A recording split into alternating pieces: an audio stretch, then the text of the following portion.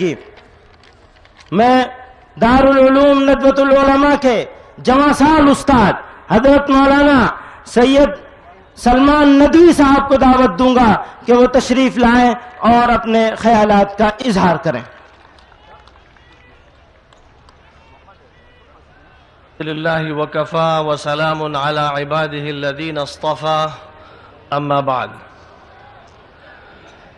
اعوذ باللہ من الشیطان الرجیم بسم اللہ الرحمن الرحیم وقال الذين كفروا لرسلهم لنخرجنكم من أرضنا أو لتعودن في ملتنا فأوحى إليهم ربهم لنهلكن الظالمين ولنسكننكم الأرض من بعدهم ذلك لمن خاف مقامي وخاف وعيد واستفتحوا وخاب كل جبار عنيد۔ بزرگوں، دینی اور ایمانی اور انسانی بھائیوں، جو نہیں ماننے والے تھے، ضدی تھے، ہٹ دھرم تھے، منکر تھے، انہوں نے اپنے پیغمبروں سے کہا تھا لَنُخْرِجَنَّكُم مِّنْ أَرْضِنَا، ہم تمہیں اپنے ملک سے نکال باہر کریں گے، أَوْ لَتَعُودُنَّ فِي مِلَّتِنَا، یا تمہیں ہمارے مذہب میں واپس آنا پڑے گا، ہماری تہذیب کو قبول کرنا پڑے گا، ہماری روایات کو ماننا پڑے گا، ہمارے طور طریق کو اپنانا پڑے گا۔ فَأَوْحَى إِلَيْهِمْ رَبُّهُمْ، تو خداوند قدوس نے اپنے بندوں کو یہ پیام دیا لَنُهْلِكَنَّ الظَّالِمِينَ، ہم ان ظالموں کو تباہ و برباد کر دیں گے، وَلَنُسْكِنَنَّكُمُ الْأَرْضَ مِن بَعْدِهِمْ، اور پھر اس کے بعد ملک تمہیں سونپ دیں گے، تمہیں بسا دیں گے، ذَلِكَ لِمَنْ خَافَ مَقَامِي وَخَافَ وَعِيدِ، لیکن یہ خوشخبری انہی لوگوں کے لیے ہے جن کو اس بات کا خوف ہے کہ کل ہمارے حضور انہیں حاضر ہونا ہے، جواب دہ ہونا ہے، اور جن کو میرے عذاب کا ڈر ہے۔ میرے بزرگوں، یہ آیت کریمہ ایسا لگتا ہے کہ ابھی نازل ہوئی ہے، اور اس آیت کریمہ میں جو تصویر کشی کی گئی ہے وہ موجودہ بین الاقوامی اور ملکی حالات کی گئی ہے۔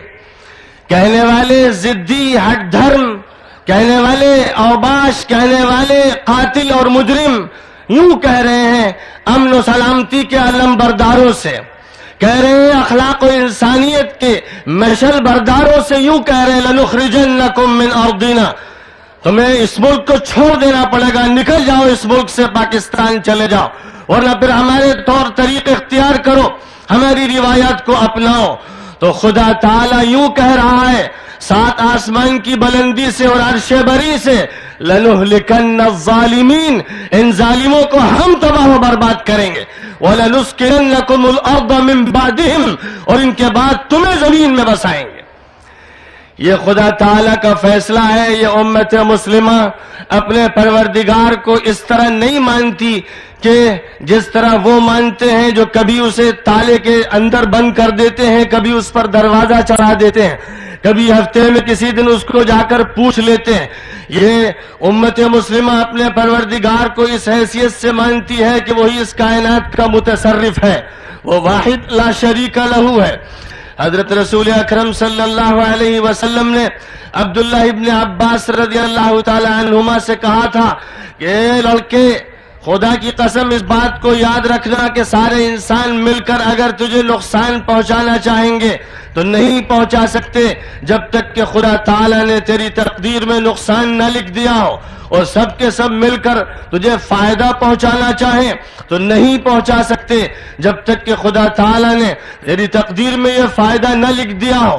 جس امت کا یہ یقین ہے، جس امت نے وحدانیت پر بھی یقین رکھا خدا تعالیٰ کی، اور جس امت نے رسول اکرم صلی اللہ علیہ وسلم کو ختم المرسلین تسلیم کیا، اور جس امت نے اسلامی شریعت کو آخری شریعت مانا، جس امت نے اس نظام کو آخری نظام مانا، اس امت کو دھمکیوں سے، طاقت سے، سیاست سے، مکر و فریب سے، سازش سے ڈرایا نہیں جا سکتا، اس لیے کہ یہ امت طاقت سے کبھی ڈرتی نہیں ہے، نہ ڈری ہے، نہ ڈر رہی ہے، نہ ڈرے گی۔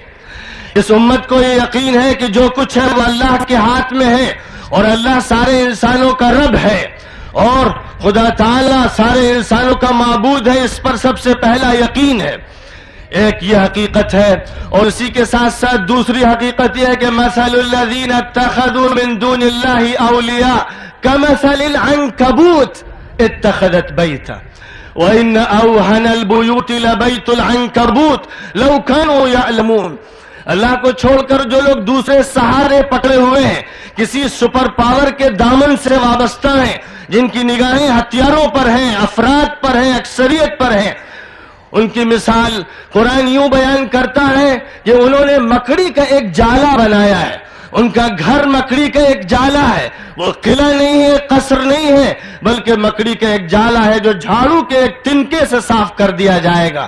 خدا تعالیٰ کی طاقت ایک طرف اور امریکہ کی طاقت ایک طرف، جو مکڑی کا ایک جالا ہے. اور جس طرح کمیونزم نے دم توڑ دیا، جس طرح انہوں نے مسلمانوں کا قتل عام کیا، اور 70 سال اس طرح گزارے گئے کہ انہوں نے سلاخوں کے پیچھے انسانوں کو پھینکا، اور اس کے بعد وہ روٹیوں کو ترس کے رہ گئے اور ان کے بت سارے ٹوٹ گئے.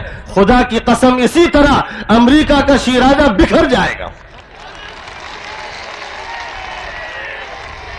جہاں تک تعلق ہے مدارس اسلامیہ کا، جس کی تجویز مجھے آپ کے سامنے پیش کرنا ہے، تو میں اس بات کا اعلان کر دینا چاہتا ہوں کہ مدارس اسلامیہ کسی چہار دیواری کے اندر صرف نہیں ہے. مدارس اسلامیہ ہر مسلمان کے دماغ کی دھڑکن ہے، ہر مسلمان کے دماغ کی سلوٹوں میں بسے ہوئے ہیں، اس کے دل کی دھڑکن ہے، اس کے ضمیر کی آواز ہے. وہ چاہے مدرسے میں پڑھنے والا ہو یا اسکول و کالج میں پڑھنے والا، وہ پیدا ہوتا ہے تو مدرسہ اس کے کان میں اذان دیتا ہے، وہ انتقال کرتا ہے تو مدرسہ اس کی نماز جنازہ پڑھتا ہے. کون سا مسلمان ہے یونیورسٹی سے وہ وابستہ ہو یا کالج اور اسکول سے وابستہ ہو جس کے ضمیر اور دل سے مدرسے کو کھرچ کے پھینکا جا سکے؟ مدرسے نے ہر مسلم کے دماغ میں لا الہ الا اللہ اور محمد الرسول اللہ بسایا ہے. مدرسہ ہمارے رگو ریشے میں سرایت کیا ہوا ہے، مدرسہ خون کی طرح ہماری رگوں میں دوڑ رہا ہے، مدرسہ ہمارے ریشے ریشے میں ہے. مدرسے کو کسی مسلمان کے اندر سے نکالا نہیں جا سکتا. لیکن مدرسہ ہرگز دہشت گرد نہیں ہے. جو لوگ اس کو دہشت گرد کہہ رہے ہیں، اس دھرتی پر اور اس آکاش کے نیچے سب سے بڑے مجرم دہشت گرد وہ ہیں. ششو مندر دہشت گردی کے اڈے، RSS دہشت گرد ہے، BJP دہشت گرد ہے. نعرہ تکبیر، جمعیت علماء ہند، جمعیت علماء ہند. جو پیش آمدہ خارجی خطرات سے مدارس دینیہ کی حفاظت و صیانت کے لیے تقاضائے وقت و حال کے مطابق تدابیر اختیار کرے. سردست مجلس عمل کے درج ذیل ارکان کے اسماء کا اعلان کیا جاتا ہے. بعد میں ان ارکان کے باہمی مشورے سے مزید ناموں کا اضافہ کیا جائے گا. اسماء گرامی ارکان متحدہ مجلس عمل: نمبر 1 حضرت امیر الہند مولانا سید اسد مدنی صاحب دامت برکاتہم صدر جمعیت علماء ہند. نمبر 2 مولانا سید احمد بخاری صاحب. نمبر 3 مولانا حبیب الرحمن صاحب قاسمی استاد دارالعلوم دیوبند جو اس کمیٹی کے کنوینر بھی ہیں. نمبر 3 مولانا انظر شاہ صاحب کشمیری شیخ الحدیث وقف دارالعلوم دیوبند. جناب مولانا اصغر علی امام مہدی سلفی ناظم جمعیت اہل حدیث. مولانا محمد شفیع مونی صاحب نائب امیر جماعت اسلامی ہند. عبد القدوس کشمیری صاحب سیکریٹری علماء کونسل بمبئی. مولانا محمد سلمان صاحب ناظم اعلیٰ مظاہر علوم. اور یہ عاجز سلمان ندوی استاد ندوۃ العلماء لکھنؤ. وآخر دعوانا ان الحمدللہ رب العالمین.